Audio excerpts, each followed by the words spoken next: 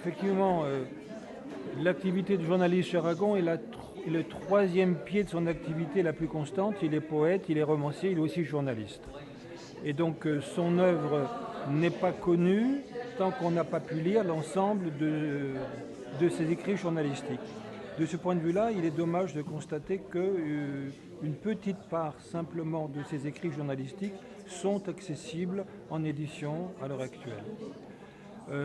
La part la plus importante d'Aragon comme journaliste, c'est la période dans laquelle il travaille pour les journaux du Parti communiste, c'est-à-dire l'Humanité, dans les années 32, 33, 34. Ensuite, en tant que directeur avec Jean-Richard Bloch du journal Ce Soir, qui est un quotidien du soir, qui paraît à Paris. Ensuite, à nouveau comme directeur de Ce Soir, quand Ce Soir reparaît dans la France libérée en 44-45. Et enfin, à la direction des lettres françaises. La direction des lettres françaises reste pour Aragon certainement la période la plus connue de son activité de journaliste parce qu'il a pu diriger les lettres françaises de 53 à 72 de façon continue en donnant une orientation particulière qui donne à ce journal, à cet hebdomadaire, une réputation que personne n'a encore égalée.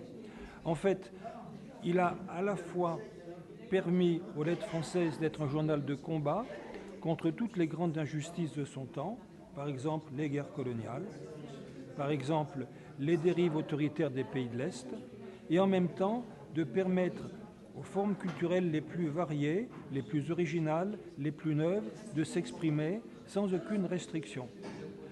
Il publie des poètes qui ont 22 ans, qui ont 23 ans, qui ont 25 ans, sans rien leur demander, simplement sur la base de la qualité des textes qu'ils ont écrits.